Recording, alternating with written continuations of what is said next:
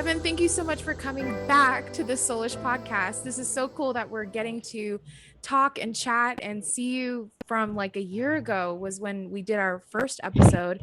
And it's been so cool to see your journey this year and just what the changes that you made and the decisions that you made to become more nomadic and just pursue your passion, your purpose, like what you really want in life, and just kind of having I don't give a shit what happens. I just know I'm supposed to do this and I'm supposed to follow my gut. And I love that about you. You inspired me. And so I actually moved to Colorado this past weekend, and I'm kind of like living my little adventure, pursuing my purpose. And that's really because of people like you that do this and are so ballsy and really live life and enjoy life wherever they are. And I love that about you. And I love your heart for people. And so you're actually right now into Loom. So we're having a little bit of glitches, but that's okay. And we'll work through it because it's worth it to have this conversation about healing and pursuing your purpose,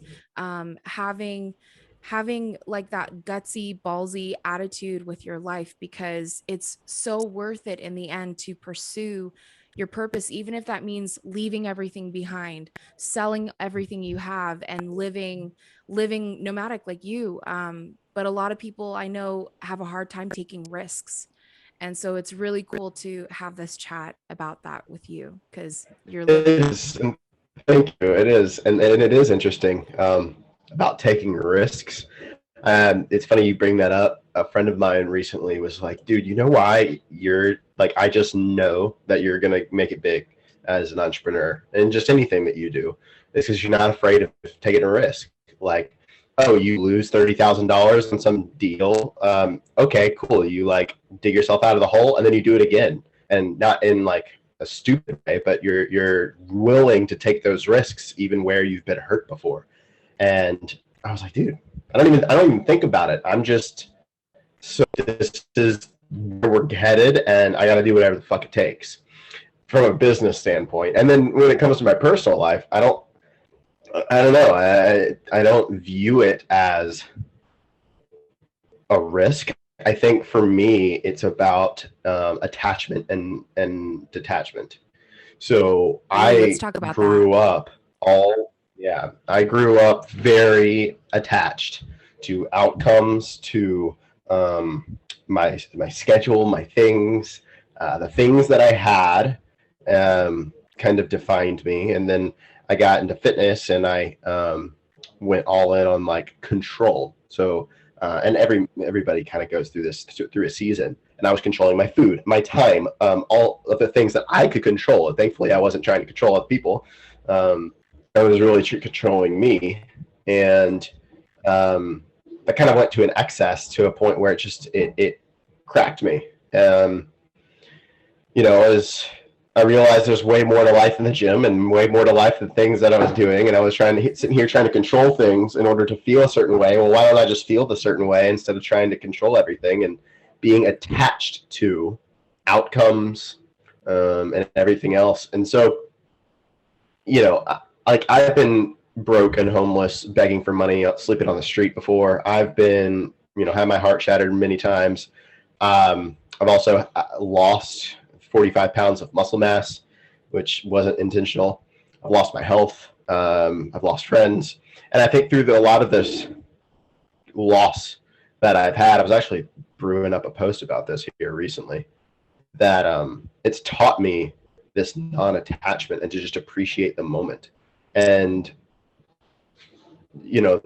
we like to place forever on things because it gives a feeling of safety, or it gives a feeling of certainty. And especially insecurity, right? And when somebody is, like, I'm going to love you forever, or for example, or you have a certain income or a certain job and you just feel like, okay, cool, this is how it's going to be, like almost forever. We place forever on things, or even making decisions move. And I'm like, dude, you're placing forever on this decision. Try it out and see what happens. You can't see where you're right now. At some point, you have to go there and see what's up. And again, I think because I've kind of like lost it all, I'm like, well, what the fuck do I have to lose? Right. I'm sleeping. Okay, I've done that. I'm still alive and into this humble space. This is my perspective on life now. I wake up and holy fuck, I'm alive. I just won. Everything else is a fucking game. Your business is a game, where you're living is a game, and if you see it as that, and I'm a gamer by heart, so like role playing games and everything, and I was Yes. like, I want my this person to be happy, so let's go and do those things that are gonna make this character happy, because you won the ultimate gambit, which is living life. Like, you're alive. You're not gonna be one day. Right. So it's not, to me, it's a roundabout way of saying it's not really about risk, I feel, because you don't have anything to lose, because you don't have anything. It's all an illusion. You're borrowing even the clothes you're wearing and the money in your bank account and the body that you have. You're just renting it. It's yours for a season, and then it's not gonna be. And I think, even I live minimalistically. I have like 4 outfits and live out of a backpack. So that lifestyle of not really having many things has also taught me a lot. Anyway, I'm rambling. No, you're not rambling. I love what you said about it's not about risk, it's about non-attachment. Do you feel that, I mean, nothing is easy in life and there's stages to different things, right? But would you say that once you get over kind of that hump of really being attached to certain things in your life, it could be what you have, it could be your identity, you need to identify as something. Do you feel that when you make that decision to not have that attachment anymore, do you feel like it's in a sense easier to continue on in that lifestyle, in that mindset, in that intention of non-attachment, and therefore finding more freedom than you even did initially? Yeah, 100%. I mean, to me, attachment is like poison. The second you place forever on something, or you're attached to a thing, it controls you. And listen, like, certainty is a human need. We need to have some sense of certainty. And when somebody is traumatized, but through any sort of trauma, even if it's a quote unquote micro trauma, emotional, it's we go towards what's certainty. We need to feel certain so we can feel safe. So we put up labels. Oh, well, they're a narcissist, or, oh, this is what it means. And usually it's extremes and it's not 100% true. And that can either be in alignment with the life that we want to live, or it can be a belief that you create just to get you through the situation. And then you have to, go through breakup recovery or one of my courses to actually rewire that and reconnect to the higher truth. Yeah. So, somebody's grasping for this sense of certainty and security because they have been through some sort of trauma, and usually we place it on the external world. And I kind of did some switching. I pivoted on itself, and I got clear and certain about what I could be certain in, which is my identity and how I view myself, which used to be I am statements, like, and I was making lateral movements. I actually wasn't progressing. I went from I am insecure, for example, to I am confident. Well, am I always insecure? No. I had moments of being confident, but I would align to that identity. When I moved to I am confident and started embodying it, I had moments of insecurity. Yeah. And a lot of shame was attached to that as well. So now it took me years to get to the point where I'm at now, to be able to attach to this with certainty, and that in a way that gives me security that I'm everything and I'm nothing. And that's a very philosophically dense conversation, and that I don't really want to get into now, but it allows me permission to be what I'm feeling in the moment and letting that be okay, and not shaming myself, and recognizing that if I am everything, I get to choose whatever I want. So it's really cool. And again, it's like a different level of it, but I wasn't going back and forth to those I am statements. Certainty, it's kind of like, do you want to be certain and have no freedom, or do you want to be free and not have a lot of certainty? And so, in those moments of insecurity or loneliness or questioning things and not having a lot of clarity, it can be uncomfortable. But if you can find your grounding and sit with it and not grasp for something just to fill the void because it's scary, that will to be free of the loops, because it control you until it doesn't.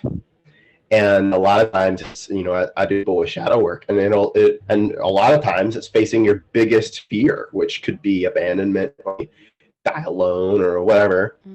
Until you have to look at the stuff that is really underneath all of your desires and impulses and actions in your day.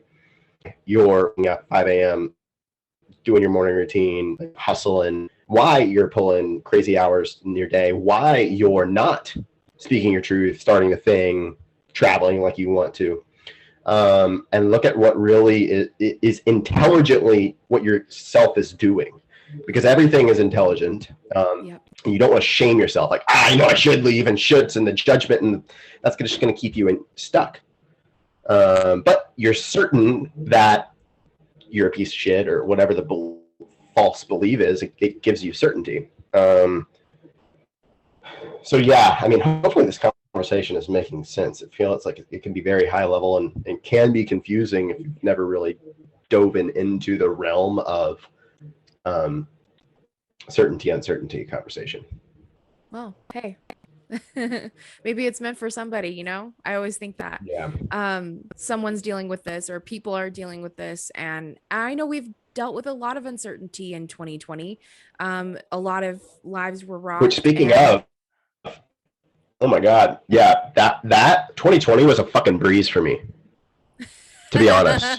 Mainly because in 2019, I did the fucking work, and I got to that point of like, nothing's certain. Anything could fucking happen. And then 2020 happens, and I'm like, oh, I guess we're doing this now. Okay, cool. Let's leave. And it was so easy. And I'm watching everybody else freak out, and I'm just like, I know how you feel, because my freak out happened in 2019 with a lot of things. And so, I was able to be like, oh, okay, I know what's happening on the grand scheme of things. And hopefully people are at a space now where it's like, we don't know what's going to happen, and we're able to be in that space. And now, I will say, take back your sovereignty and direct your life how you want it to be. So you can't just sit back and be like, oh, I don't know what's going to happen, so let me sit back and see what happens, because you are not then the cause of your life. You're letting life happen to you, where you are also part of being a loving being, is having to create and to your life. And it's a co-creation, right? So it's not just one or the other, it's both, which can be tough for people to grasp sometimes when they're in that traumatized space and they're looking for certainty. That it's a spectrum, and it's not one or the other. And the one or the other thing, black and white thing, can put you in a box that you're not really free in, and you're not really able to fully progress, I feel. Yeah, which is important, because we want to keep moving forward. And I think you were strategically placed for, the people that are really attracted to your lifestyle, attracted to your teaching style. They need you. I feel like you going through what you went through in 2019 was so that you could lead people through a really difficult time, a really scary time, uncertain time. And so I feel like you're kind of like, in Christianity, those were like the prophets. They would deal with stuff before the collective would. And that's very similar to your life, which is why I really respect you for following your intuition and following the guidance, because the rest of us over here, we need to have that demonstrated And I think that helps people step into their boldness and taking risks and progressing and making the difficult yet beneficial decisions for their life. I wanted to ask you around healing because I know that's something that has been a lifelong like career for you of helping people get through breakup, which is it's hard, relationship drama, healing your heart, Yeah. and relationships are just such catalysts to our healing and our growth and our development. So it's really something that Hmm. people need because it's kind of a make it or don't make it kind of situation. Um, Around healing and specifically you mentioned a lot about trauma and trauma healing, and I know we talked about this in our first episode a lot about like the healing process. um I wanted to kind of ask you more, or we can you can go on whatever bunny trails you want with this one, but as far as getting over pitfalls and identifying pitfalls, I feel like that is really hard for people when they're high emotions and they're also really clouded in their brain because they're dealing with a lot of that attachment and now unattaching because of trauma, and it could be relationship related, life related.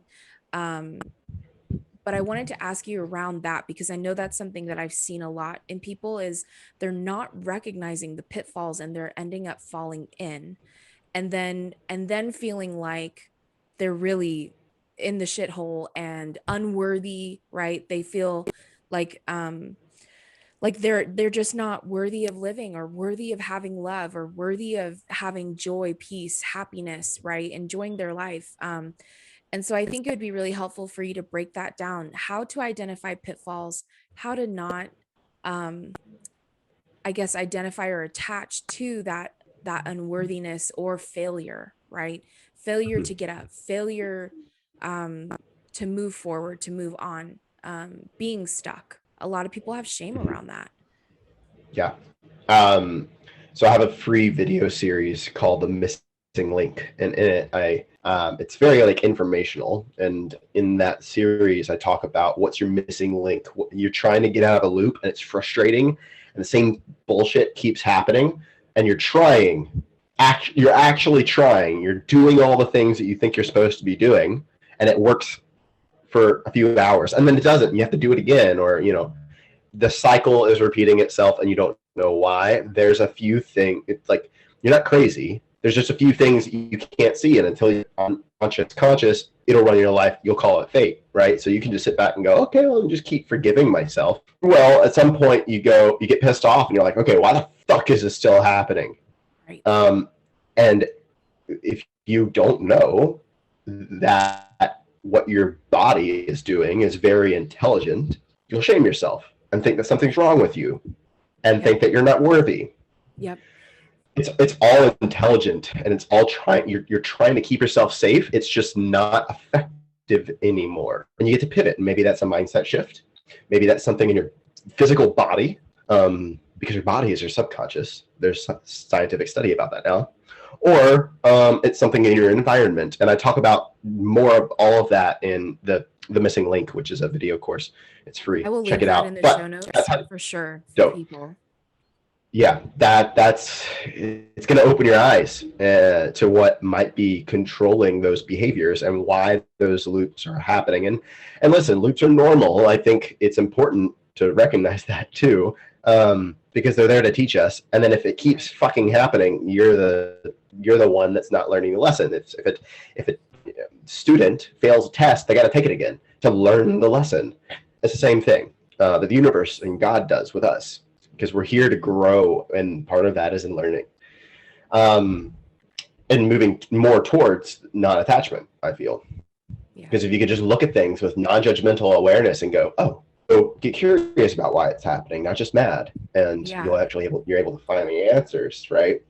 Yeah. But to answer a little bit more, you brought up worthiness, and this is something new that I've been really diving into because it's a big conversation in the coaching space, in the personal development space, and in the spiritual community of being, and I feel it's just in the world. And I think that a certain position, whether that's business or maybe even culturally, of those things, yes, there are some things like prerequisites of, okay, is this individual capable of carrying out, of leading us? When your worth is what you bring to the table. It's not your soul.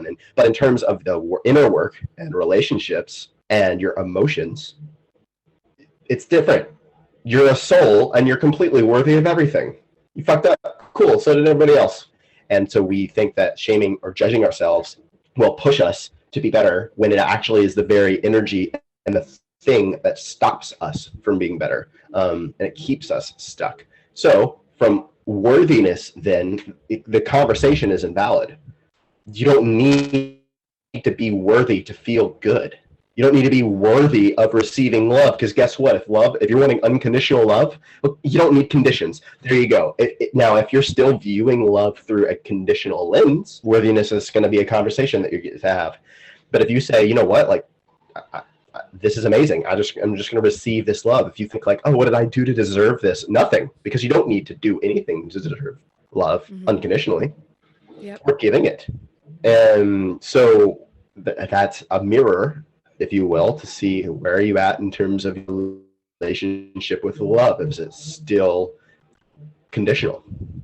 Because if you're really embodying unconditional love, worthiness isn't a fucking conversation. Right. Yep. That's so good. Always just being grateful for life, for the fact that you're alive, that even you have health and you're breathing, that you're not suffering necessarily. And you've been going through some health stuff as well.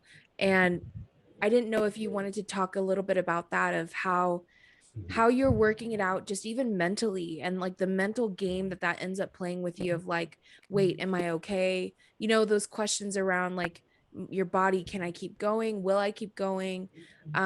What has been your thought process, your healing process, to just in maybe even just on a soul level, as you're working out the body and having your body come into alignment and health and wholeness?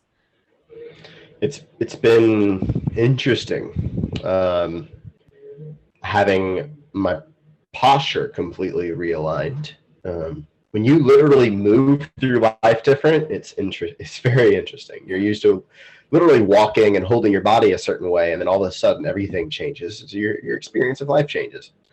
Working with a somatic practitioner and regulating my nervous system, that's been huge. Because I realized I didn't have a regulated nervous system, and I was living in a trauma response. I also recognized that I had crazy gut problems, and a big part of that played into my emotions, and I didn't realize that most of the dopamine, serotonin, and other feel-good chemicals are 90% of them are not produced in your brain; they're produced in your gut. So I didn't really ever feel or use the word depressed, but when I started having gut problems, I was depressed. And also, there's a C.S. Lewis quote that it's not the load that breaks someone down, it's the way they carry it. And so I carried this as, this has nothing to do with my identity.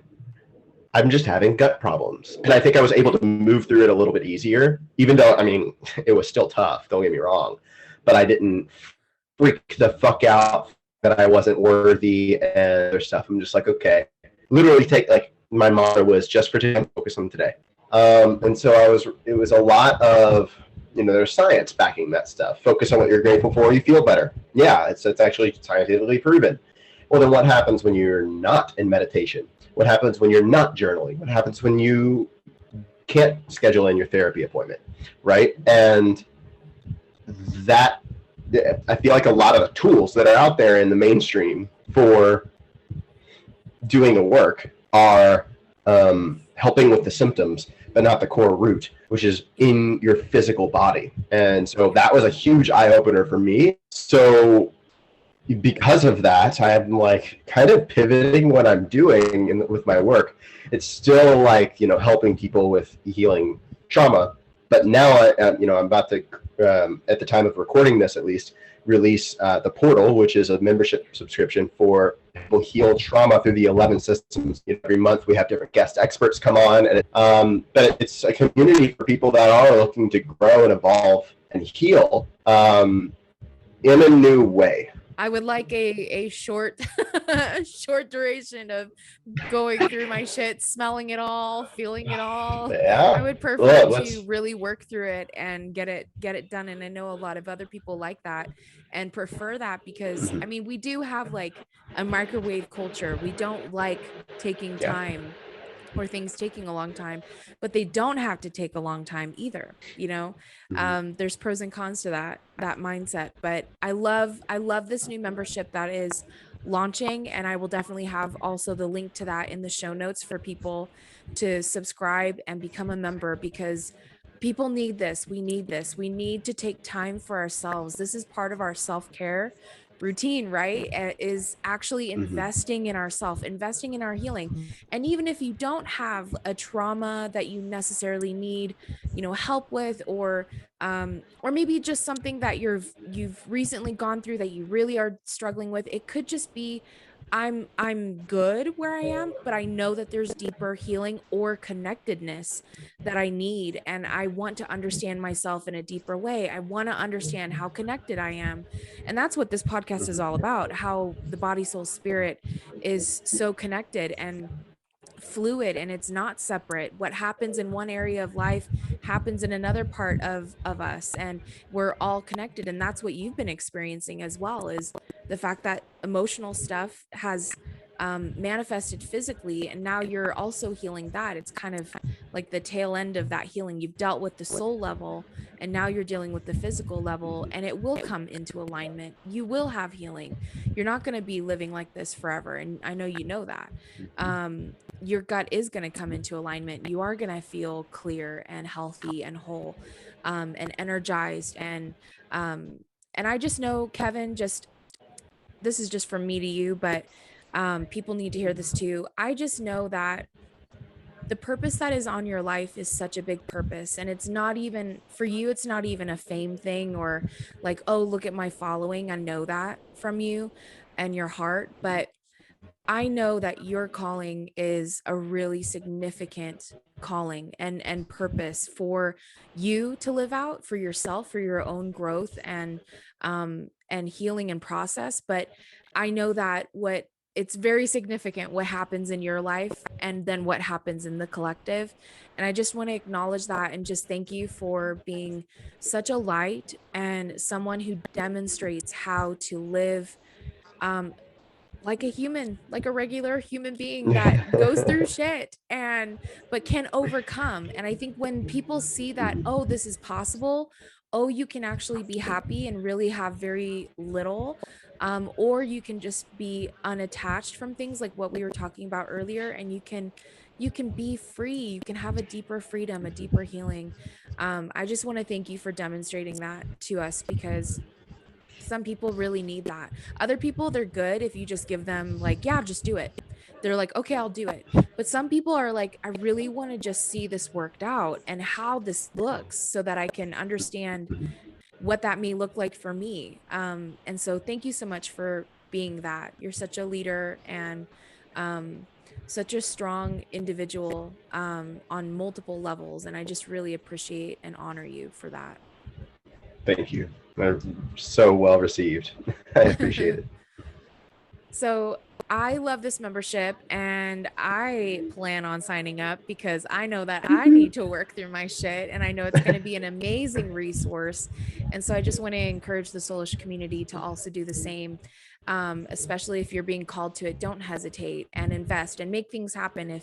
If you need to give up that, daily latte, do it because it's worth it. You'll be healthier for it on the And that's the inside thing too. is be accessible to everybody. Yes. And that's what I love about you is that you Yeah. make it accessible. But for some people, it's all about budgeting. So just budget it. Just do it.